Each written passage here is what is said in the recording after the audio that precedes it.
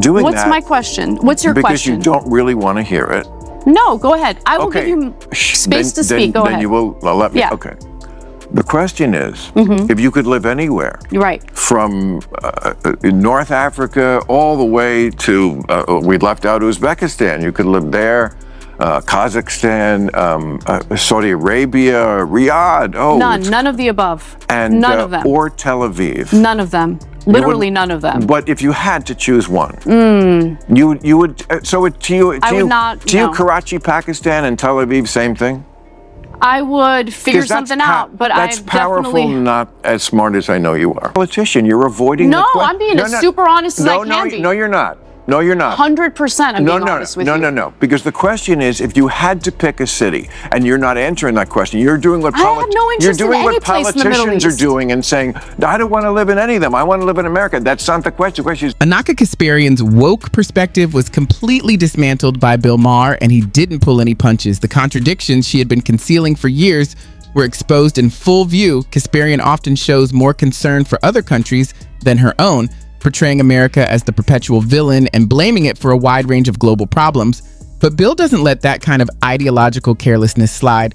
With precision and speed, he sliced through her arguments like a hot knife through butter. Buckle up. This debate is about to get intense. If you had to live in the Middle East, so tomorrow, Anna, you got to go live in the Middle East, where would you live? You can pick one city, any city. You can, as far away as, say, Pakistan. You could live in Karachi. You could live in Cairo. You could live in Amman, Jordan.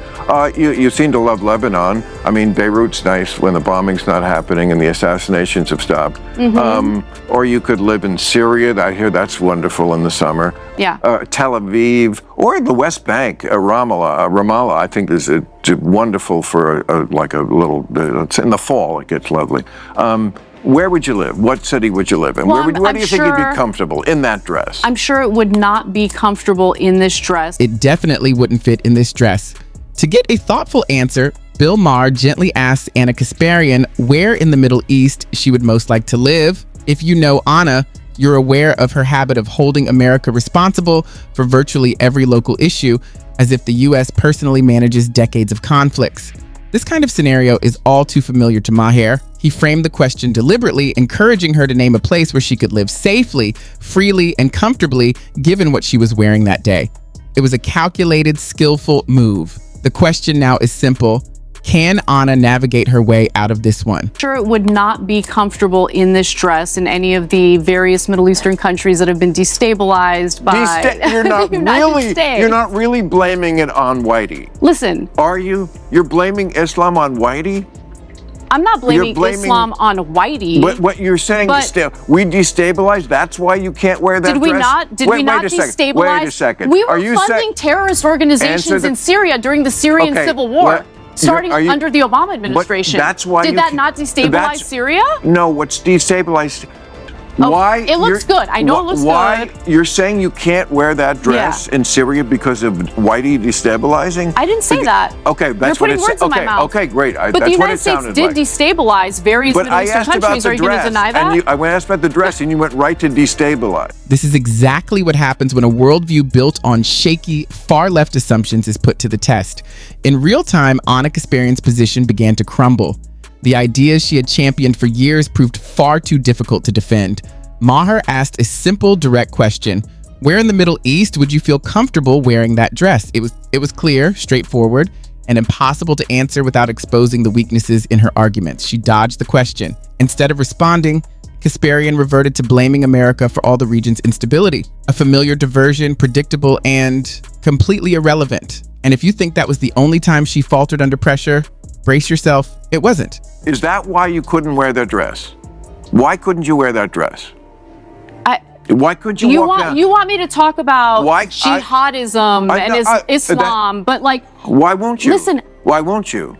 I mean, Are you saying every Muslim is a jihad? I don't think they are. Bill. Okay, why can't you wear that dress? Let's focus for a second. No, you won't answer this question. I'm not going to defend that religion, like that extremist religion at all. Why can't you just say? That's not what this discussion is about. This discussion is about it's very much what it's about. I've never seen Ana Kasparian fidget like that before. In that moment, her discomfort was obvious. As she scrambled for a safer argument, it was almost like watching her shift the goalpost in real time. She avoided acknowledging the obvious, that strict cultural dress codes in many countries would make it difficult, while her expression revealed her unease. Bill Maher immediately noticed her hesitation and topic changes, but remained composed, refusing to cater to her ideological comfort zones. He demanded a clear, honest answer, and as Kasparian grew increasingly uneasy, it was clear he wasn't there to protect feelings, but to expose inconsistencies. Attacking Israel, it'll stop. Okay. But the fact that you can't answer that question, and you know that I don't know what the question is. What's the question? You keep doing that. What's my question? What's your because question? Because you don't really want to hear it. No, go ahead. I will give you space to speak. Go ahead. Then you will let me. Yeah. Okay. The question is, if you could live anywhere, right, from North Africa all the way to, we left out Uzbekistan, you could live there, Kazakhstan, Saudi Arabia, Riyadh. Oh, none of the above. And, none of them. Or Tel Aviv. None of them. Literally none of them. But if you had to choose one, you would. So to you, Karachi, Pakistan, and Tel Aviv, same thing. I would figure something out, but that's powerful, not as smart as I know you are. Maher made a bold move. The moment he noticed Ana Kasparian dodging the question, he confronted her without hesitation. Renowned for his sharp, precise critiques, the kind that leave no room for spin, he zeroed in immediately. Kasparian knew exactly why she was avoiding the answer. She couldn't just enter countries with strict dress codes without facing legal or cultural consequences. Admitting this publicly, however, would have handed Maher the perfect gotcha moment, exposing the contradiction in her argument. Instead of acknowledging the reality, she tried to evade, sidestep, and dance around the issue. Maher wasn't impressed. His expression said it all. He noticed her avoidance and made sure the audience grasped the risk of ignoring the truth. His judgment was firm, clear, and unmistakable. I'm Armenian. I have literal family members who currently live in Iran. I have no love for the Iranian regime. Let me be clear about that. I don't want anyone to Tehran. Would you like to live there? Hold on. But let me just say something. Tel Aviv, Tehran. There is so much disinformation. Armenian Christians who are part of the Armenian diaspora as a result of the 1915 genocide against Armenians. I know it. They're living in Iran right now. They're going to church. They're being left alone by the Ayatollah, as awful as the Ayatollah is. So look, I'm not saying I would want to live in Iran. I don't want to live anywhere in the Middle East. I want to live here in the United States of America, the greatest freaking country in the world. You're like a politician. You're avoiding the question. No, I'm being as super honest as I can be. No, you're not. No, you're not. 100% I'm being honest with you. Hello, everyone. What do you think? In my view, Kasparian isn't telling the truth, not even a little. Maher is spot on. She's starting to sound more like a seasoned politician dodging a debate question than a commentator. She continually sidesteps, veering into irrelevant topics, hoping no one notices the shift, but we all do. This classic tactic is used when someone knows that a straightforward answer would expose a flaw in their worldview. Like Maher, we shouldn't let it slide. Rather than facing the facts, she floods the conversation with distractions, hoping the noise will hide the real issue. The discussion was heated, intense, and honestly, very revealing. And this is just the beginning. We're only getting started. I promise you, you wouldn't last a week in the other places, and you could easily live in Tel Aviv. So if you don't think that speaks of a difference between cultures and civilizations, then okay, we'll leave it there. But I promise you it does. And if you had to actually do that, I think you would agree with me. I think given my very harsh and vociferous criticisms of the Israeli government, I probably wouldn't feel so safe living in Tel Aviv right now under this government. Under this government. First of all, they have free speech there, so it would not be an issue. But that is a side issue. We're not really talking about. We'll just say just a person, not you with your vociferous talking head. Just a regular, a woman of your age. I'm sure a woman of my age who grew up in the Western world would probably feel the most comfortable in Tel Aviv. I will concede that. Wow. Eventually, Maher managed to get Kasparian to admit that she would prefer living in Tel Aviv over other countries in the region. There was plenty of dodging, sidestepping, and rhetorical maneuvering along the way, but ultimately, the truth emerged. When Maher finally guided her to the answer, you could almost hear her exhale. Not to win, but to reveal reality. Credit where it's due, he persisted, asking the question until her facade cracked. Convincing someone so deeply tied to an ideology to acknowledge an uncomfortable truth, especially one at odds with their public stance, is no small feat. This wasn't just a debate victory for Maher, it was a rare moment of ideological openness on television. I want to have kids. And I don't want to be called a birthing person. I find it super insulting. You know what I'm saying? Well, you never will be. And that doesn't mean I hate trans people or I want to take rights away from trans. It just means this is my preference. So AOC used birthing people or birthing person. Of course. And it was in the context of women's reproductive rights being stripped away from them by the Supreme Court. So I'm already pretty furious about what had just happened in the Supreme Court and the reversal of rights that we've had for decades.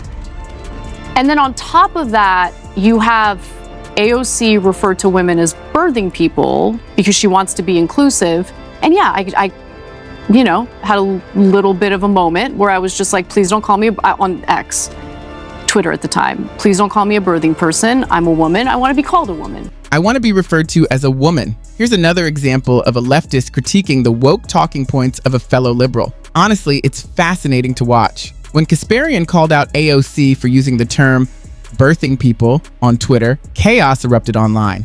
The moment went viral, and the left found itself tangled in debates over what defines a woman without offending their ideological peers. It was one of the most erratic, chaotic periods on the internet, full of inconsistencies, euphemisms, and outrage. Kasparian's attempts to push back only added fuel to the fire. Ironically, that clash also became a turning point. The absurdity of the verbal gymnastics was laid bare for everyone to see. Thankfully, we've at least partially moved beyond that stage, yet the memory of that meltdown remains vivid, and watching Kasparian wrestle with it now is even more compelling. My big complaints about the left has been the one true opinion. There is the one true opinion. Yeah. And when you deviate from that, it's so ironic. The people who absolutely hate bullies so much are the biggest fucking bullies in the world. 100%. And they just want to bully you back into the corral. Yeah, and you can't do that with me.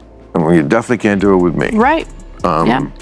But, I mean, they'll love some of what you said there because, you know, the useful idiots, this is the thing that they love, and the people who are marching for the terrorists and stuff. But Bill, you want to go back there? no, I don't want to. This time, Maher isn't backing down at all. He's clearly reached his limit after watching the left push woke culture into every corner of public life for years. Once you start rejecting their ever-changing worldview, the pattern becomes clear. They come after you. They put immense effort into making sure everyone follows the same set of beliefs, where any hint of disrespect is treated as betrayal. Maher, however, has never been one to follow the herd.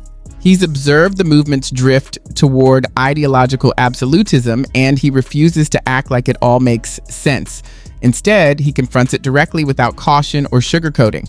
That's what makes it so compelling. He isn't intimidated, he isn't apologizing, and he's standing up to the outrage machine.